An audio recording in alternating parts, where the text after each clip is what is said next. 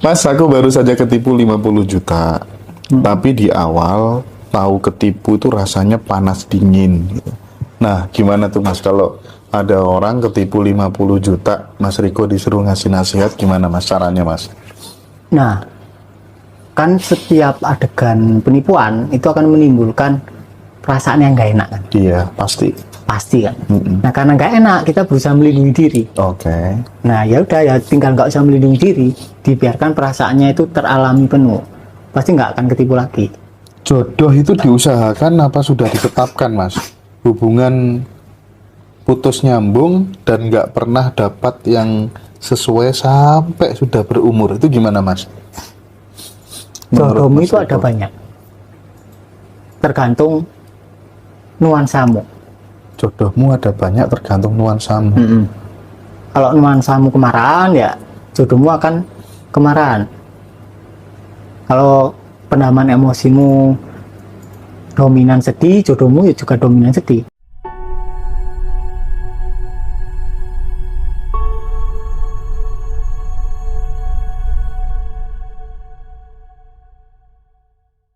Kamu bahas sakit ya.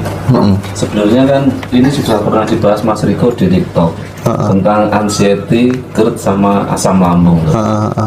Nah ini case-nya itu dia sudah capek sebenarnya. Berkali-kali ikut workshop pelatihan, bahkan dia tuh sudah pasrah waktu itu dihipnotis, ternyata masih nggak sembuh-sembuh juga. Oke. Sehingga mengganggu konsentrasi dia saat kerja. Ini gimana? Itu pernah dibahas sudah di mungkin kurang detail solusinya. Solusinya ya yang capek disadari. Yang capek siapa? Yang capek pikirannya. Misal Om Hari lah memposisikan sebagai orang yang anxiety. Om Hari capek kan? Terus tak tanya, yang capek siapa? Hari. Ya, Sampean sadar kalau capek kan? sadar. Berarti sampean yang sadar atau yang capek? Yang capek. Ya, berarti yang sadar siapa? Yang sadar. Terus yang capek? Nggak ada. Ya udah lah. Udah gitu aja. Gitu kan? Udah gitu aja. Oke. Mas, aku baru saja ketipu 50 juta. Tapi di awal tahu ketipu itu rasanya panas dingin gitu.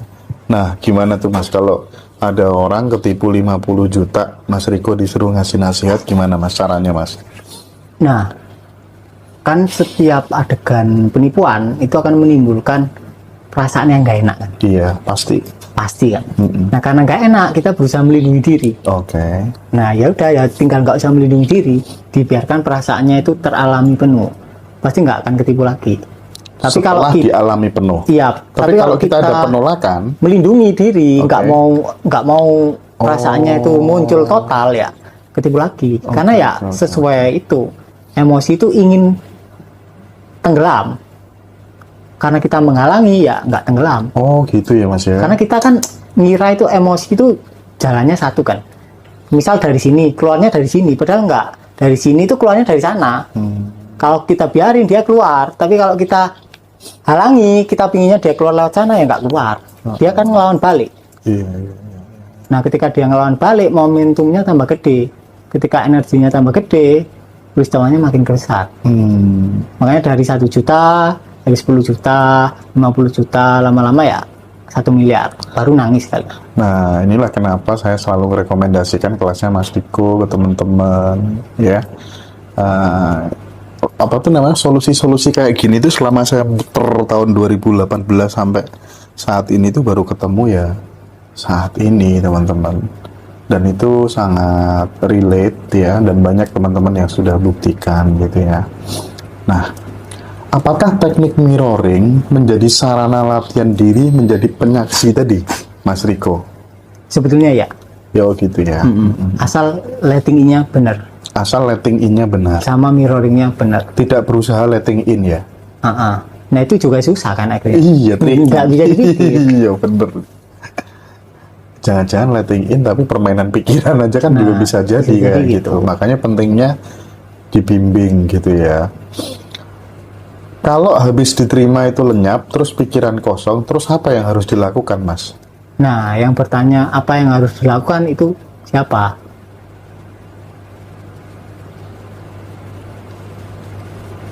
Kenapa, Mas? Kan udah kosong, Heeh. terus muncul kan. Aku harus ngapain gitu? Heeh. Itu kan kalau dibiarin tenggelam lagi. Iya, Ya udah, selesai kan. selesai. Tapi kalau kita teridentifikasi dengan aku harus ngapain ya, akhirnya gerak macam-macam. Tapi kan dengan setelah selesai tadi, semuanya balik kepada kekosongan tadi, tiba-tiba aja kan muncul biasanya Muncul sesuatu gitu ya. Langsung gerakan biasanya. Iya. Dan itu yang kita sebut sebagai keajaiban. Tapi kayak ngono kuwi gak iso diharap-harap ya, Mas ya. Ya aslinya keajaiban itu bukan sesuatu yang apa ya, yang kebetulan atau sesuatu yang gimana-gimana. Keajaiban itu ketika kita jalan tapi kita sadar lagi jalan. Itu keajaiban sih menurutku. Kalau kita udah bisa stay di diri kita yang asli cukup lama, ya hidup kita jadi ajaib. Oke. Pretes itu apa, Mas Hendra? Oh, ini tanya ini RT-nya ini. Nah, itu ya. Pak RT itu. Pak RT. Oh, Mas Robi bingung ya dengan penjelasannya Mas Riko ya. Dari Malaysia bagaimana mau ikut kelas nanti tanggal 28. Oh, enggak tanggal 14 15 Mas Riko ada kelas online Zoom 2 hari ya, teman-teman ya. Banyak yang mau daftar. Kalau yang besok itu acaranya di Jakarta besok mulai jam 9 pagi ya. Jadi yang dari Malaysia saya sarankan untuk Zoom aja, tapi kalau mau ketemu Mas Riko langsung tanggal 28 April. Tempatnya di Bali. Ya, Stone kalau nggak salah. Stone Kuta atau mana ya, saya lupa. Oke. Oh, pantesan ya Allah, aku sakit, tak biarin aja sembuh sendiri gitu. Mas Hendra kalau ketawarnya ciri-ciri wis gak duwe beban. Beban apa rek? Agar tidak berasa nyeri saraf kejepit, bagaimana Mas Riko?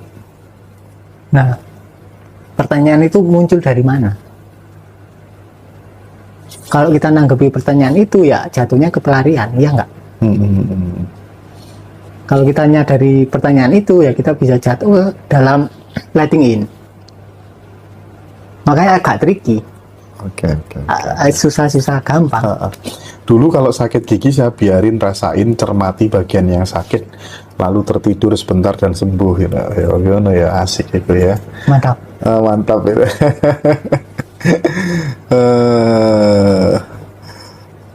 Ya jelas toh lah Mas Hendra wis dadi lautan gombal.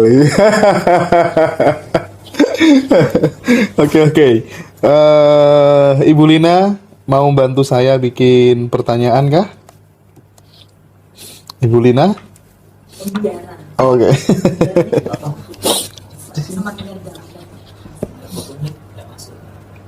Pembiaran apakah ndablek katanya? Pembiaran. Menerima apa itu sama dengan double? Enggak sih, double itu justru menolak. Kalau menerima kan dibiarin aja, muncul dibiarin, tenggelam juga dibiarin. Kalau double kan kita muncul tapi kita nggak mau ini muncul, mau tenggelam juga nggak kita biarin tenggelam. Berarti untuk memahami masalah ini, untuk mengklikkan itu ada formulanya nggak?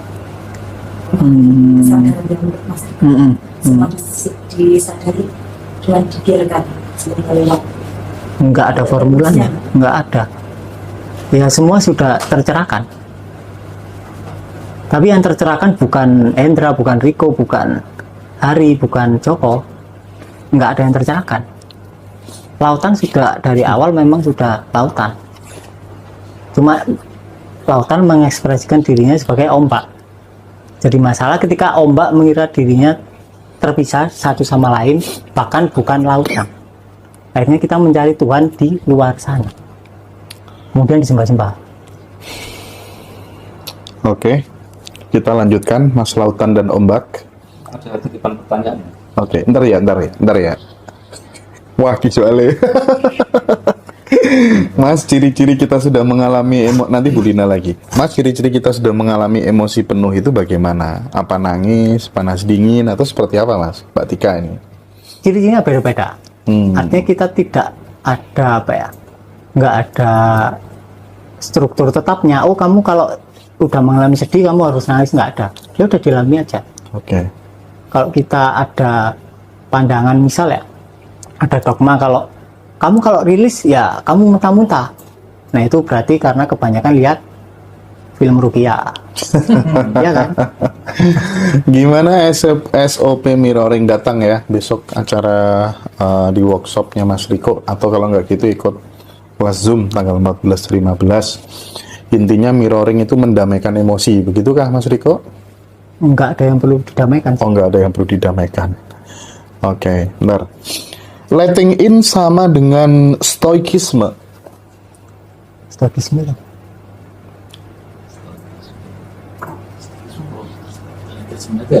Oh, nggak tahu nih yang tanya ini stoikisme nggak apa itu? Oh, googling om.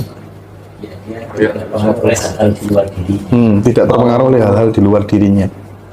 Ya kan nggak ada satupun yang di luar, bahkan di dalam juga nggak ada aslinya. Oke. Ketika Mas Hendra sadar, dalam ada nggak? Nggak ada. Luar ada nggak? Nggak ada. Nggak ada.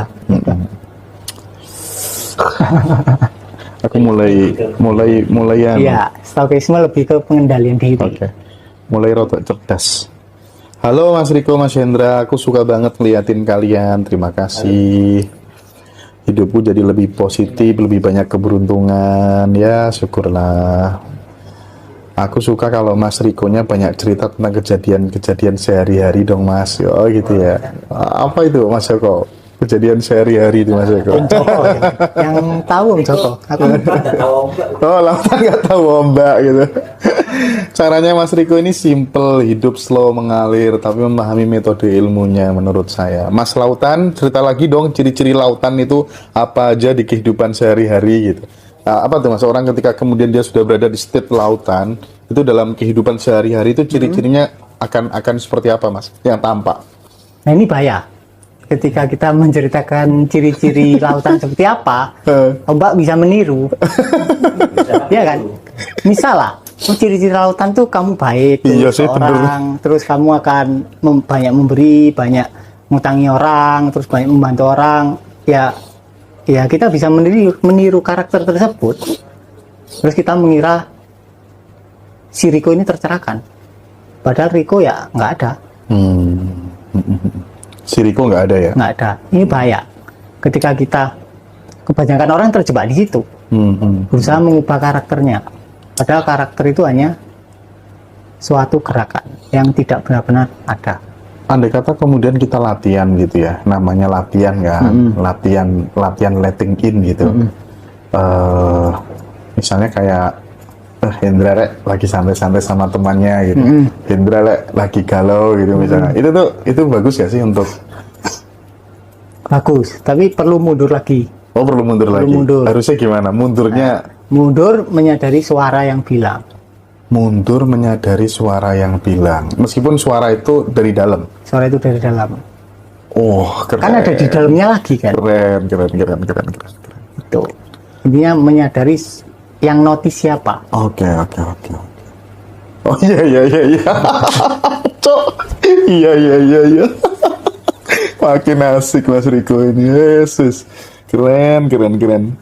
Cara sedekah yang benar menurut Mas Riko bagaimana? Karena ada guru spiritual yang mengajarkan sedekah brutal untuk menjadi kaya. Ya, aku nggak sepakat kayak gini tuh. Karena makam tingkat keyakinan orang tuh beda-beda. Kalau kayak model Pak Heru gitu terus apa tuh namanya, uang di dompet semuanya habiskan gitu. Yo, gak apa-apa nih Pak Heru duitnya akeh kan, SPBU-nya banyak. Hal sing berangkat aja ono sing ngadol sepeda terus kemudian pas-pasan terus dihantem koyok ngono dengan tingkat connected keyakinan orang yang berbeda-beda, menurutku ngawur juga. Itu gimana menurut Mas Riko?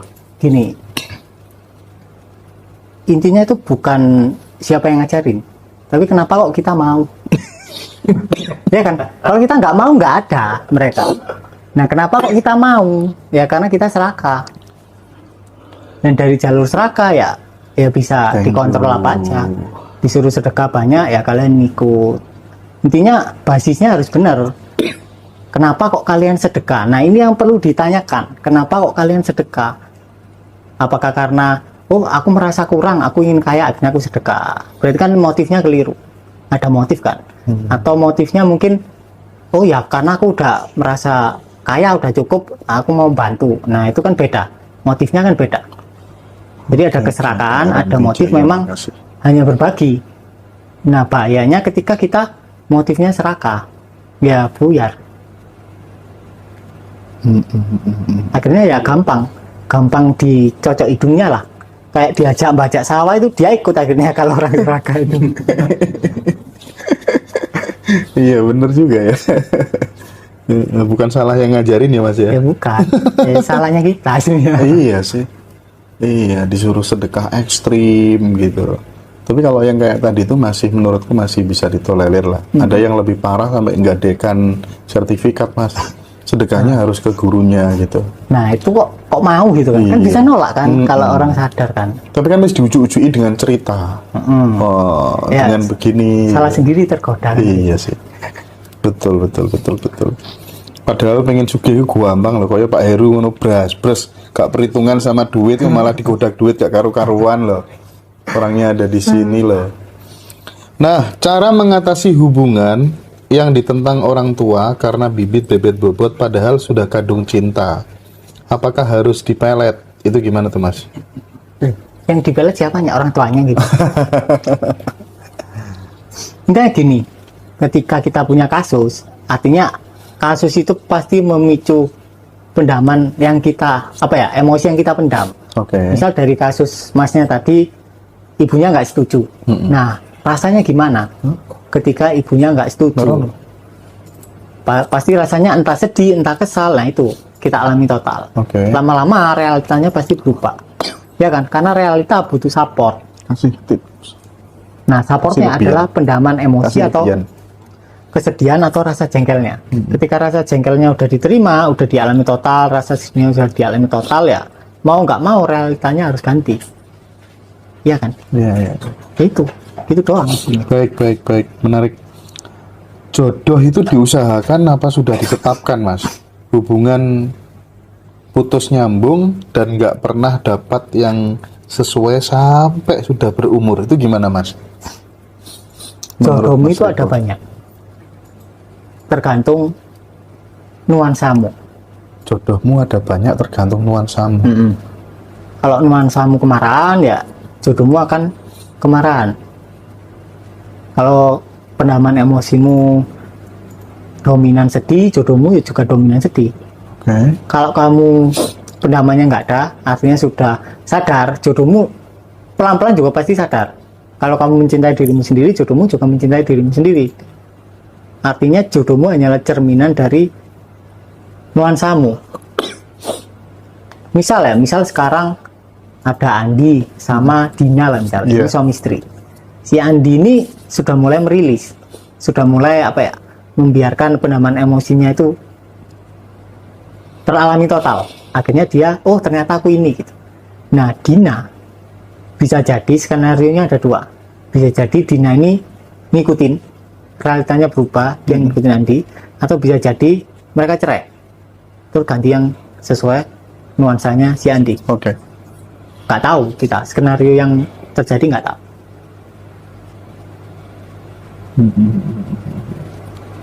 Oke, Mas. Kalau menurut letting in kan semua netral dan everything is okay. Kemudian bagaimana dengan orang yang jahat, Mas? Orang jahat.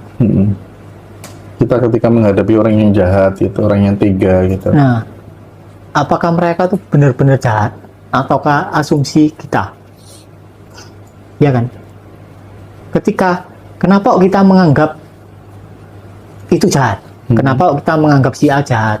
Ya karena kita mengira si A dapat mengancam aku kan. Kalau kita nggak ada terbuka total, nggak ada yang bisa diancam, ya nggak jahat dia. Oke. Ya kan? Artinya yang perlu garis bawahi atau yang lebih perlu disadari adalah kenapa kok kita menganggap dia jahat. Berarti ada satu bagian yang merasa tidak aman. Oke. RMP Jaya, terima kasih. Mas, nanti dilanjutin ya Mas ya. Nanti dilanjutin dikit bentar ya. Ini ya. Oke. Nah, apa Om Riko percaya teori konspirasi kayak kejadian COVID kemarin itu, Mas? Aslinya itu bukan masalah percaya atau nggak percaya sih. Ha? Nggak penting aja. Nggak penting. Nggak penting kan. Kalau percaya ya kena COVID, enggak ya enggak gitu kan. Iya ya, aku yang ngono ya Mas ya. Berarti kalau nggak percaya, potensi nggak kenanya besar ya Mas ya? Sangat besar, Iya. 99%. Iya, aku padahal salaman sama orangnya positif gitu, tapi karena aku nggak percaya kan ya, event itu ada memang ya, tapi bagiku aku nggak percaya gitu. Aku ya aman-aman aja. Aman-aman aja. Makanya orang kalau nggak percaya setan, nggak ketemu setan. Iya bener. Iya, sesimpel itu Mas Riko ya. Sesimpel itu. Ya kita mau percaya apa gitu aja. Oke, baik. Apalagi kalau soal atensinya dia ke virus terus gitu ya. Ya kena virus. Oh. Dan itu orang-orang yang berpendidikan tinggi semua loh. Lama-lama ya mereka harus kerukupan plastik semua biar terbebas dari virus. Apalagi kalau itu menjadi sebuah kepercayaan kolektif ya, yang selalu digembar-gemborkan di media setiap hari gitu ya. Karena kan udara juga berisi 80% jamur. Oh, oke. Itu dia caranya. Baik. Ini nih ada tulisan menarik nih. Engkau adalah yang mengamati. Selama ini engkau terpengaruh oleh keramaian, oleh pikiran, oleh kondisi kehidupanmu karena engkau salah mengira diri. Engkau teridentifikasi oleh keramaian, tapi kini engkau telah mengalami dirimu. Engkau terpisah. Maka engkau, nah itu gimana tuh Mas intinya tuh? Ya sama kayak misal ada pikiran lewat loh. Kita kan biasanya nemplek kan. Akhirnya pikiran ini nggak hilang. Kita kepikiran terus, ini ngembang jadi banyak gitu. Ketika ini dibiarkan lewat ya udah lewat tok kan. Akhirnya kita tahu, oh ternyata aku yang ini. Nah, realisasi itu hanya bisa terjadi ketika kita membiarkan pengalaman internal kita apa adanya. Kalau kalian masih tanya gimana caranya membiarkan, berarti kalian tidak benar-benar mendengarkan. Kalau kalian mendengarkan, nggak ada pertanyaan itu. Oke. Mas, suami saya sering nyakitin saya. Apa harus saya terima rasa sakit hati itu agar tidak terjadi lagi? Gitu, Mas. Kalau masih terjadi lagi ya berarti belum diterima. Tapi kalau sudah diterima dan kelakuannya suaminya memang begitu terus, apa maksud bisa berhenti kira-kira Mas? Kemungkinan keduanya akan menjauh atau kemungkinan suaminya tiba-tiba berubah. Karena nggak ada pendaman emosi yang mengundang peristiwanya datang. Tapi yang jelas dengan penerimaan secara utuh itu bisa memutus pola itu supaya tidak terjadi lagi gitu maksudnya ya. Kalaupun kita masih kita berusaha lari lah. Misal suami kita kasar, terus kita belum mau mengalami sakit hatinya itu secara total, tapi kita cerai aja lah. Pasti nggak lama ketemu suami lagi yang sama, hampir sama lah. Kasar. Pak Heru habis ini jadi moderator ya? Oh enggak, ini ada yang minta Pak Heru dong jadiin hostnya gitu. Terus cara menerima rasa sakit ketika dikhianati gitu, pasangan selingkuh gitu gimana Mas? Ya nggak ada caranya. Iya. Oke. Saya jadi males dengar para guru spiritual lain karena banyak kali aturan. Mas Riko ini paling simpel. Aku juga ketularan rotok cerdas Mas. Oh iya, sip. Kalau sudah letting in pas mirroring kok pikiran juga kosong, bener apa sudah bener Mas? Bener. Nah, yang tahu itu kosong, apakah terpisah atau kekosongan juga? Itu yang perlu diselidiki lebih dalam.